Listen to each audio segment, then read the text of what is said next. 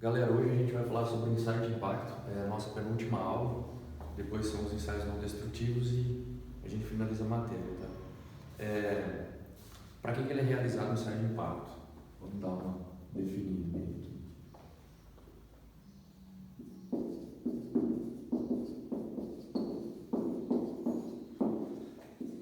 Ele é realizado para estudar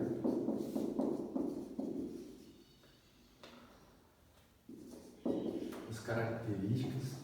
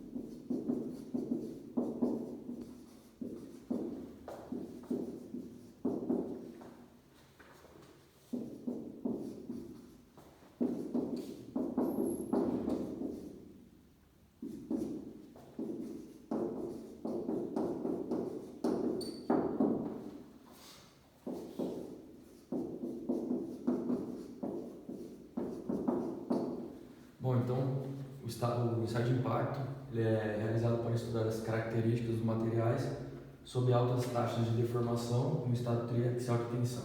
Quando a gente fala em taxa, seria um DE de deformação sobre um DT, beleza? Altas taxas de deformação. O que a gente espera com isso?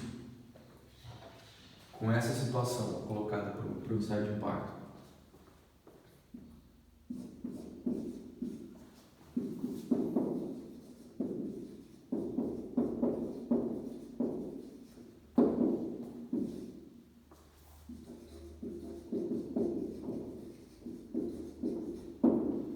A gente espera fragilizar o material. Portanto, o ensaio de impacto é um ensaio utilizado para estudo de fratura frágil do material. Então, aqui, beleza? É um ensaio dinâmico, porque a carga vai toda num espaço muito curto de tempo, ensaio de impacto, né? Justamente por isso, porque a força é toda concentrada num tempo praticamente instantâneo. Beleza? Vamos ver algumas curiosidades sobre o ensaio. A gente definiu ele.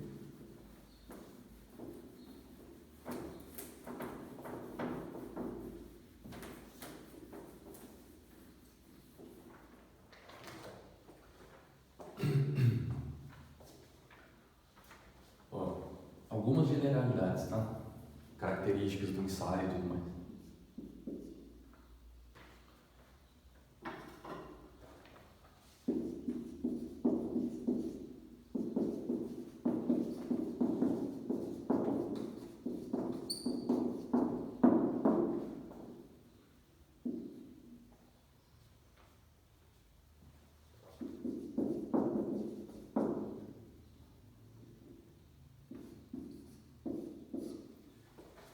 Então ele é usado principalmente para ensaiar materiais que vão trabalhar em baixas temperaturas.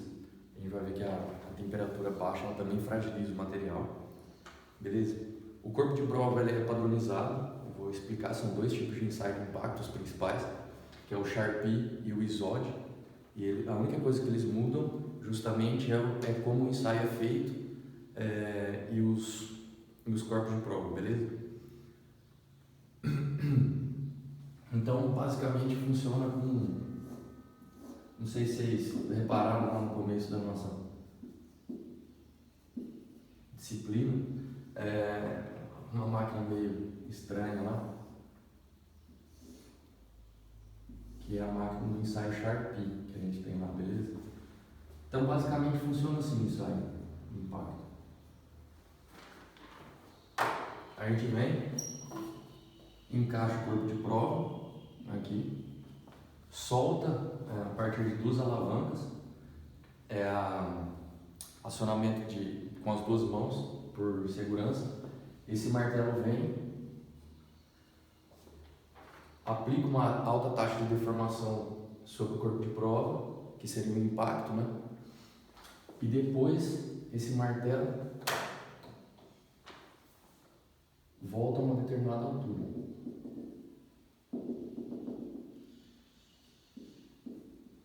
Depois do impacto. Vou pôr um aqui e dois aqui. Então o que ocorre é que ele está parado, energia potencial.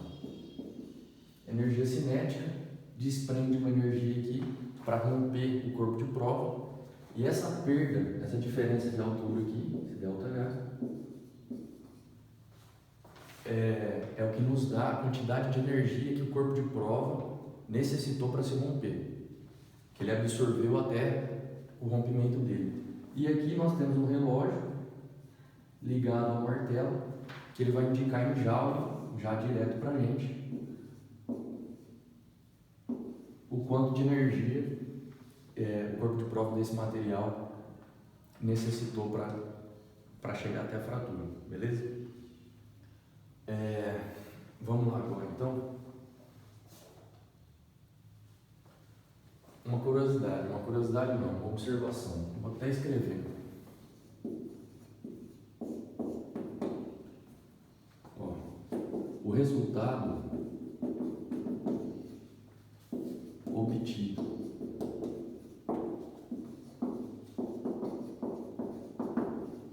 no ensaio de impacto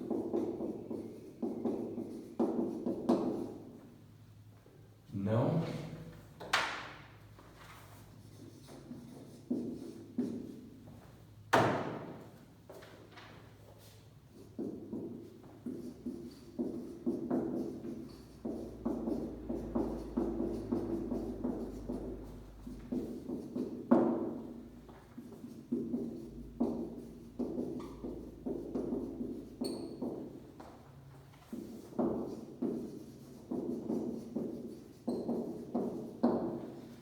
O resultado obtido no ensaio de impacto não é uma propriedade intrínseca ao material. O que isso significa?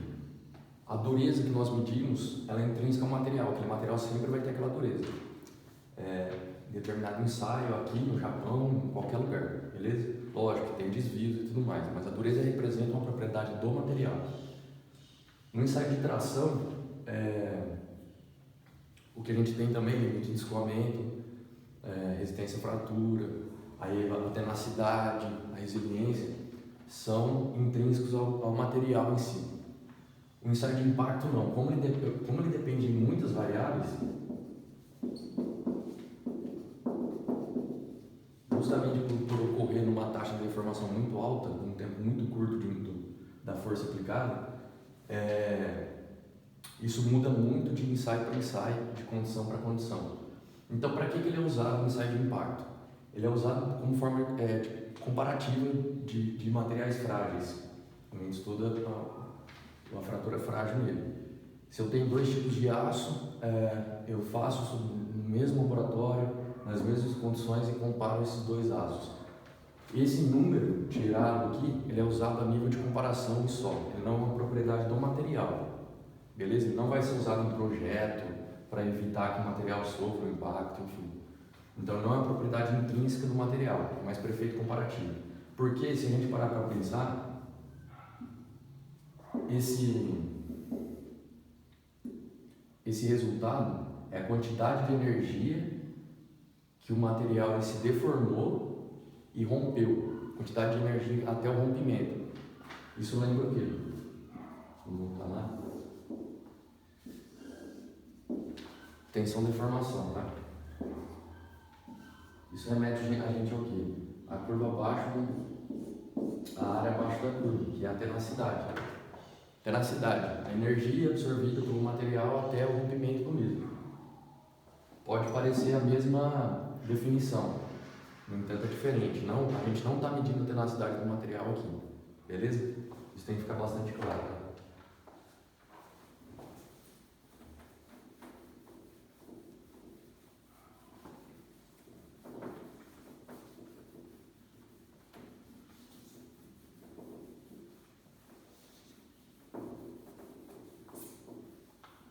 Agora as diferenças entre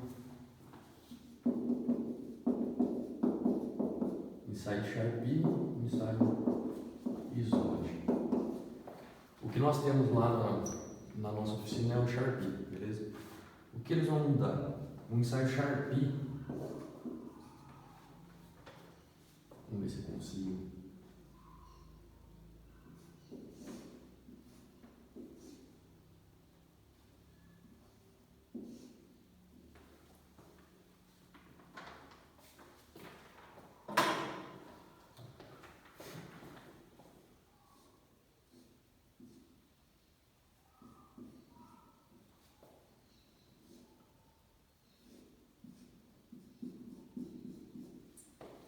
Que é como se fosse uma vista superior do nosso corpo de prova, beleza?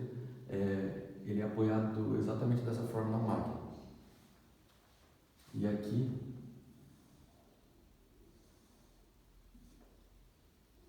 nós temos um ângulo de 30 graus do martelo de Sharpie, beleza? O martelo que eu desenhei aqui, se a gente olhar dentro dele, é uma barra de metal pontiaguda, assim. É isso que ele vai bater, ó, como se fosse nas costas do corpo de prova, do outro lado do entalhe, beleza? Isso é um ensaio Sharpie. Para o ensaio Sharpie, essa distância aqui é de 40 milímetros. Aqui são 30 graus, né, o ângulo de impacto dele. Temos alguns tipos do Sharpie.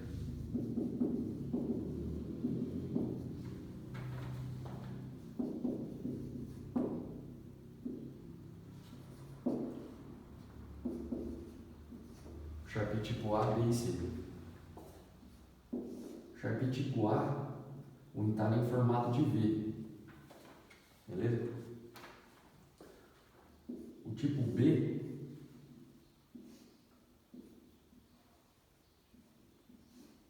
é conhecido como keyhole, ou buraco de chave. E o tipo C é em U. Beleza? Esse é o ensaio Sharpie. Então, o corpo de prova ele é apoiado dessa forma, o impacto vem nas costas do corpo de prova. São características dos ensaios, tá? Só para ter uma noção, o comprimento aqui para o Sharpie é 55 milímetros. O ISOD é um pouco diferente.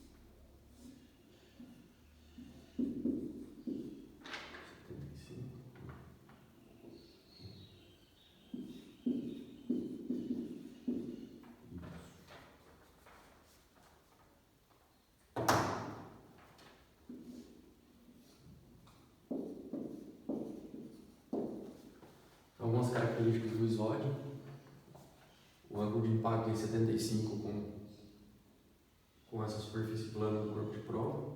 Ele é engastado, uma boa diferença aí. Aqui nós temos 22 milímetros da base onde ele está engastado até o ponto do impacto, e aqui nós temos uma uma medida de 28 milímetros. Beleza? É isso mesmo. Esse é o ensaio do ISOD. Geralmente, o que acontece?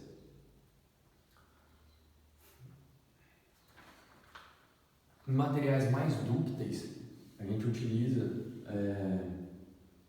entalhes mais profundos ou com uma angulação maior, tá? O ISOD é um entalhe em V aqui também. Por quê? O metal dúctil já não tem a característica de fragilizar, né? Se mantém dúctil. Como a gente é um ensaio sobre fratura frágil, a gente precisa fragilizar o material. E quanto mais, vamos falar assim, mais severo for o entalhe, o tipo do entalhe, o tensionamento vai aumentar. E para que serve o entalhe? Ele é justamente para... vou colocar assim, tá?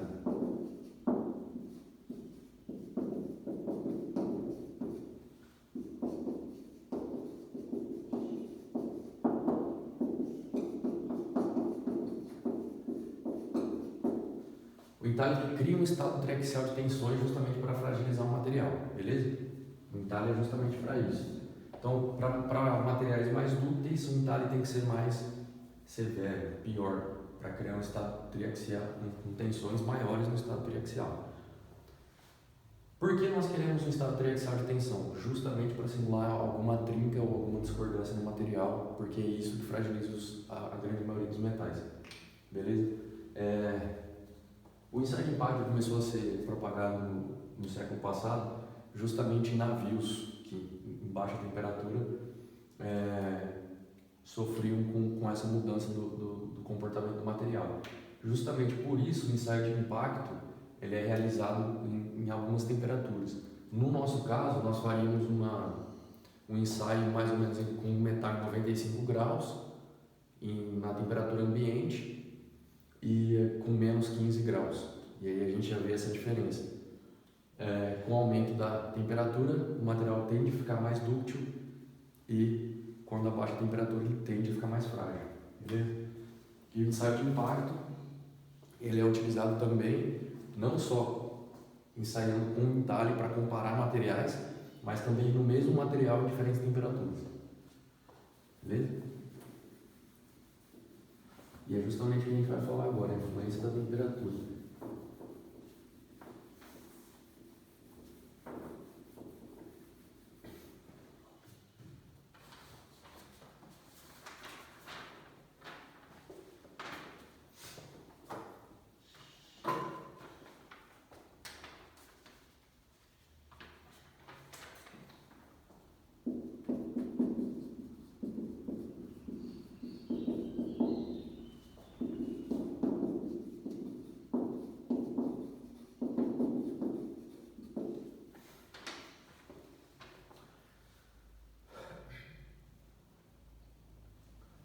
Na maioria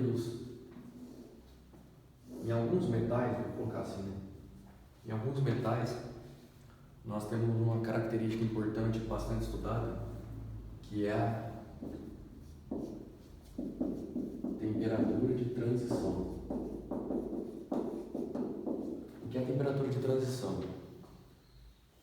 É quando há uma faixa de temperatura relativamente pequena, no qual há uma grande diferença de energia absorvida. Porque com o gráfico vai ficar mais fácil, vamos supor.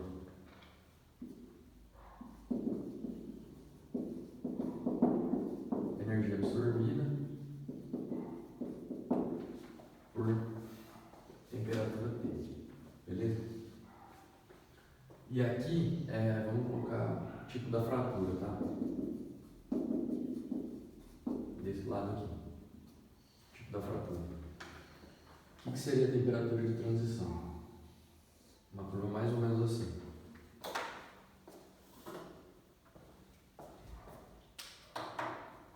Aqui a fratura, para ficar melhor, vamos colocar assim, porcentagem dúctil. Depois no resultado do ensaio, que eu vou mostrar no próximo tópico, tem como medir a porcentagem da fratura, o quanto ela foi dúctil e o quanto ela foi frágil. Só para dar uma contextualizada aqui. Vamos supor, aqui embaixo ela foi 30% frágil ou dúctil e aqui em cima 70% dúctil. O que aconteceu aqui? Ele está caminhando até uma T1 aqui.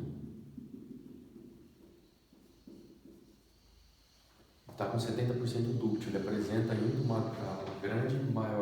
maior parte da fratura dele ainda continua dúctil, de natureza dúctil. um T2 aqui, onde 70% cai para 30%. E temos aqui, ó, onde T1 é muito maior que T2. Então o que acontece? Ele está apresentando comportamento dúctil até, vamos supor, 5 graus, 2 graus Celsius. Em menos 2, ele já apresenta 30% de fratura dúctil, mais ou menos assim, num curto intervalo de temperatura, o tipo da fratura muda muito, beleza? Porém, nem todos, não é sempre uma regra geral. Vamos colocar aqui. Nem todos os metais apresentam.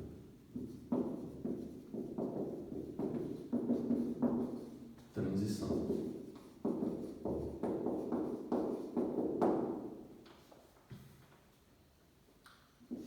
Por exemplo, os que apresentam estrutura CFC, ligas de alumínio e cobre, por exemplo.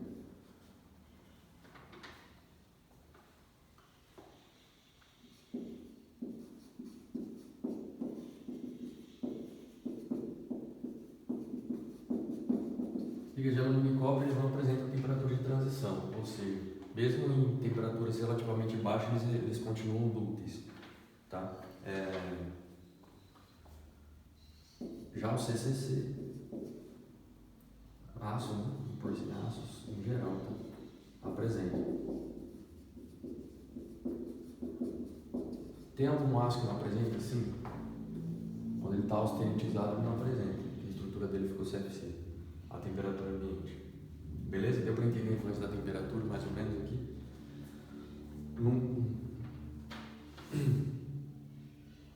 Numa diferença relativamente pequena de temperatura, há uma mudança muito grande no tipo de fratura. É isso que acontece. Ou seja, de uma fratura muito dúctil foi para uma fratura muito frágil. É isso que o gráfico mostra para a gente.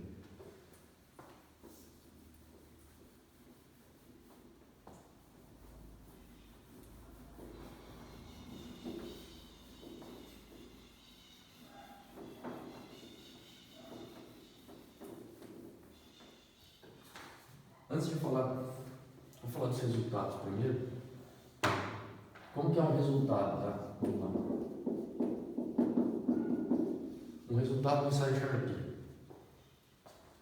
O corpo de prova ele se rompe. Vamos lá. Ensaio de impacto. O corpo de prova ele vai se romper aqui, ó. Quando a gente olhar, ou seja, ficou rompido, ele vai ficar assim. Quando a gente olhar aqui, ó, o que a gente vai ver? Isso aqui seria um entalhe, tá? E ele fica assim.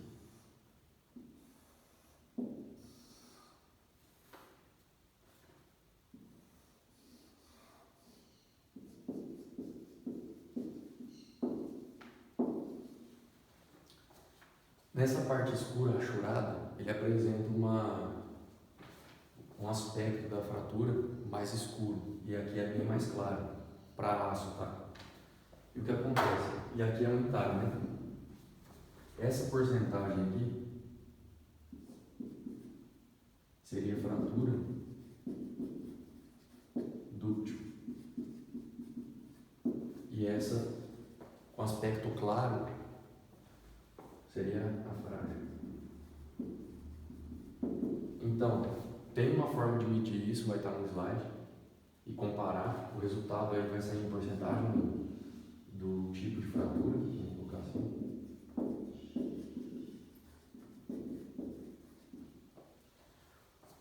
O que é possível também é medir essa diferença aqui. Ou seja, o quanto essa dimensão aumentou. Porque se ela deformou muito, apresenta uma fratura mais dúctil, justamente, né? Deformou bastante antes de romper. Beleza? Esses são os resultados do ensaio Sharpie. Lembrando que o que aparece lá no relógio, apareceu 20 joules. Não é uma propriedade do material, é para efeito comparativo, beleza? Para vocês terem uma ideia, assim, a gente ensaiaria um aço, o ensaio nosso seria com aço 1020, vou colocar aqui o ensaio, acho que é um 1020 e um 1040, tá? A 95 graus Celsius, tá? Vamos pôr ilha solteira, né? 30 e menos 15. Para vocês terem uma ideia, os asas eles estão ali numa máquina, os corpos de prova, uma máquina de banho-maria, que a gente fala que ele fica numa água, a água ali está a 95 graus Celsius. O que acontece? Do tempo que você pega esse corpo de prova e leva para a máquina, a temperatura já não está aqui. Justamente por isso, esse valor do ensaio de impacto a gente não consegue mensurar. Também porque a gente não consegue levantar qual o valor da tensão aplicada para a fratura. Como ela é instantânea, a gente não consegue mensurar ela, beleza? 30 graus seria o ambiente, isso aqui a gente deixa embebido em algo, um congelador de uma geladeira comum, ele chega a menos 15. De novo, a gente tira de um recipiente que está isolando termicamente o corpo de prova até a gente colocar na máquina, essa temperatura vai ter subido também. Mas para vocês terem uma diferença, uma noção, aqui vamos supor que dá uma ordem de grandeza assim, de 65 joules. Tá.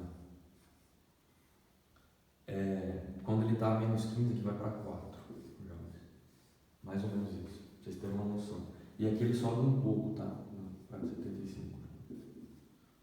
O 1040, a porcentagem de carbono aumentou, se tornou mais frágil.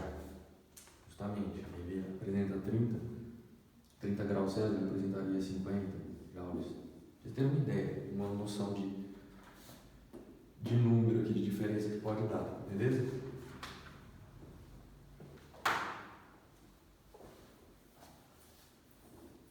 Então, o ensaio, comparando, né, também o ensaio de Charpy com o isódio, o ensaio de Charpy ele é muito mais utilizado do que o isódio, por quê?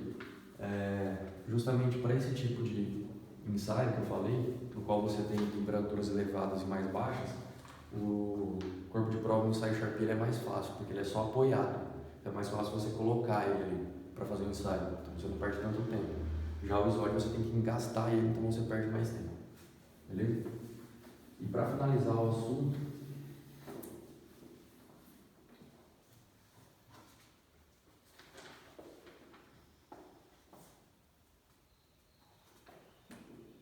vou ter que voltar um pouco aí. Temperatura de transição.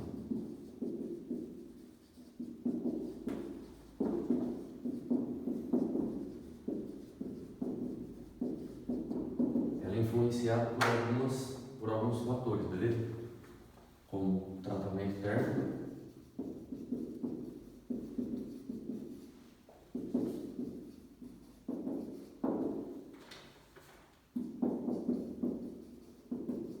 tamanho de grão,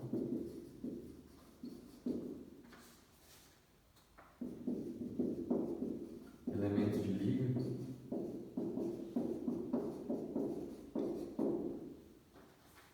processo de aplicação.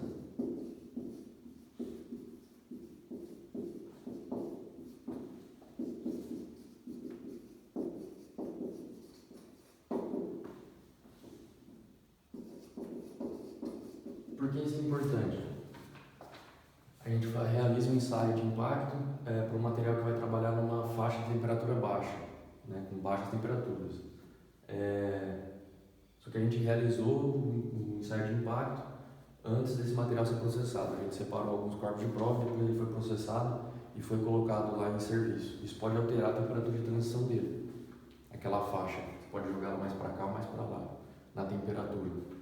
E o que isso pode causar alguns problemas para a gente, beleza? Voltando, quem apresenta temperatura de transição? CCC. Não apresentam CFC. Fechou? É mais ou menos isso aí, o resto está no material, mas é tranquilo. Vou procurar algum vídeo também para ilustrar, já que a gente não vai fazer. Beleza? É isso aí.